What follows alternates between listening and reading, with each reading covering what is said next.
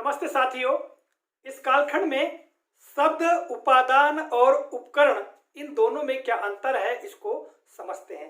देखिएगा, यहाँ पर मैंने उपादान और उपकरण के संदर्भ में जानकारी लिख कर रखी है। तो उपादान का अर्थ क्या है? मैंने लिखा है कि वह सामग्री जिससे कोई वस्तु या चीज तैयार की जाती है उसे उपादान कहते हैं या उपादान कहा जाता है। साथियों, किसी वस्तु के निर्माण में किसी सामग्री का प्रयोग किया जाता है तो उस सामग्री को उस वस्तु के लिए उपादान कहा जाता है। एक उदाहरण ले लेते हैं, जैसे कि उदाहरण मैं लूंगा यहाँ पर, चीनी मिठाई का एक उपादान है। अर्थात इसका आशय क्या हुआ कि जो चीनी है, चीनी मिठाई बनाने के लिए प्रयोग की जाती है।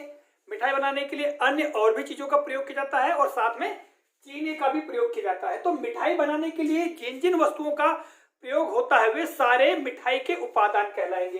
अब देखिएगा, मिठाई बनाने के लिए हमको खोए की आवश्यकता होती है, ठीक है, इलायची, ठीक है, इसी तरह से मेवा, सूखे मेवे जो हैं, सूखे मेवे, ये जो सारे हैं जो कि मिठाई बनाने के लिए प्रयोग किए जाते हैं तो इन्हें कहा जाता है उपादान, अर्थात मिठाई बनाने के उपादान। ठीक है, इसको और एक उदाहरण के माध्यम से समझ सकते हैं।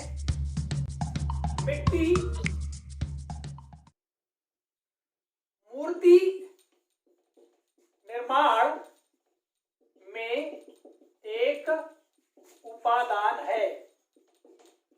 अब देखिएगा, जो मूर्तियां बनती हैं, मूर्ति बनाने में मिट्टी का प्रयोग किया जाता है और मिट्टी के साथ साथ अन्य और भी चीजों का प्रयोग करके मूर्ति तैयार की जाती है।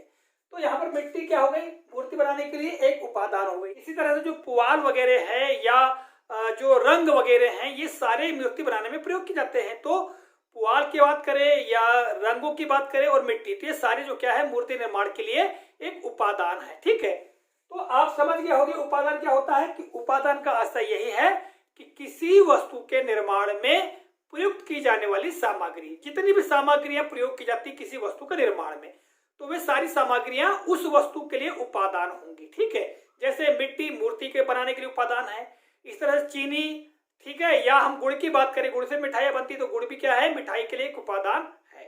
तो आप लोग निश्चित तौर से उपादान के बारे में समझ चुके होंगे। आइए अब हम बात करते हैं उपकरण की। तो देखिएगा, किसी कार्य को संपन्न करने हेतु उपयोग में लाया जाने वाला यंत्र उपकरण कहलाता है।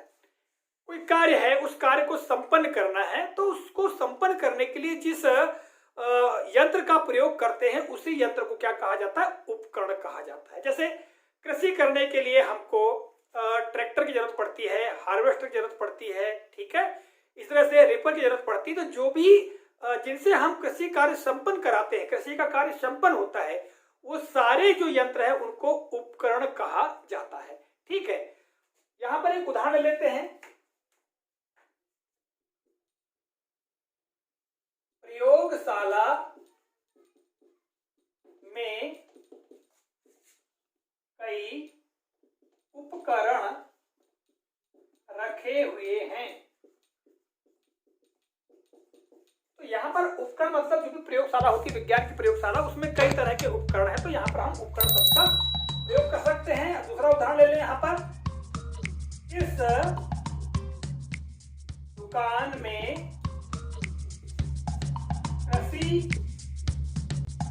उपकरण मिलते हैं, यानी कृषि कार्य के यंत्र। ठीक है, तो आप लोग निश्चित तौर से समझ गए होंगे कि उपादान और उपकरण किसे कहते हैं, इन दोनों में क्या अंतर है। आशा करता हूं यह वीडियो आपको काफी उपयोगी और ज्ञानवर्धक लगा होगा। मिलेंगे अगले कालखंड में किसी नए प्रकरण, नई जानकारी को लेकर। तब तक के लिए जय हिंद।